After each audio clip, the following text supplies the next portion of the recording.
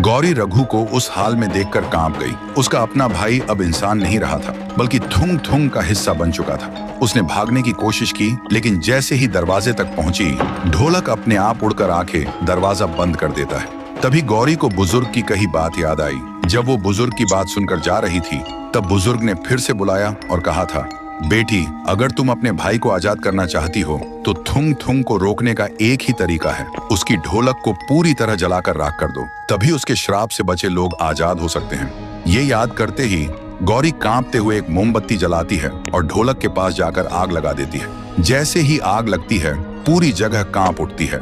थुंग थुंग चीखता है, नहीं, ये मत कर, वरना पूरा गांव लाशों से भर जाएगा। रघु भी चिल्लाता है, दीदी मत कर, अगर ढोलक जली तो मेरा खून तुम्हारे हाथों से टपकेगा। गौरी के हाथ कांपते हैं, वो रोने लगती है और आंखें बंद कर लेती हैं। तभी अचानक ढोलक से भयानक चीखें निकलती हैं। पूरा आसमान लाल हो जाता है और आग के बीच ढोलक अपने आप बजने लगती है और फिर सब खामोश।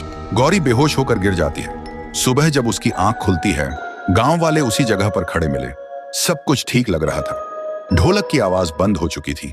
गांव वालों को लगा गौरी ने उन्हें थुंग थुंग से बचा लिया है। लेकिन जब गौरी ने अपने हाथ देखे, उसकी हथेलियों पर ढोलक के निशान बने हुए थे। वो समझ नहीं पाई ये हुआ कैसे।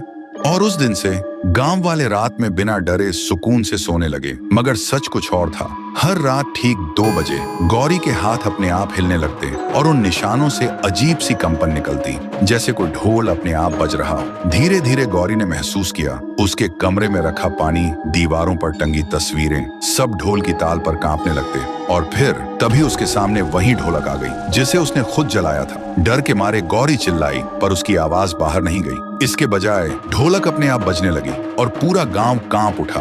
गांव वाले खौफ में अपने दरवाजे बंद करने लगे। सबको लगा पुराना थुंग थुंग लौट आया है। लेकिन इस बार कुछ अलग था। ढोलक की आवाज जहां जहां गूंजती, वहां मिट्टी दरक जाती, पेड़ सूख जाते और जानवर जमीन पर गिरकर मर जाते। सुबह गांव के पुजारी ने कहा, गौरी अब न इंसान है न भूत, ये एक श्रापित रूह है जो अपनी धड़कनों को ढोलक की ताल बना चुकी है। गौरी के अंदर अब 2 आत्माएं थीं, एक उसकी अपनी और दूसरी थुंग थुंग की। कभी वो रोती थी, मदद मांगती थी और कभी लाल आंखों से हंसते हुए ढोलक बजाती थी। गांव वाले कहते हैं, जिस दिन गौरी की रूह पूरी तरह थुंग थुंग बन जाएगी, उस दिन ढोलक की धड़कन से इंसान की सांसें रुक जाएंगी। तो दोस्तों, क्या गौरी के अंदर सच में थुंग थुंग की आत्मा पूरी तरह से कब्जा कर लेगी या वो अपने भाई को बचा पाएगी? अगर जानना चाहते हो आगे क्या होगा, तो चैनल को सब्सक्राइब करो और कमेंट करो।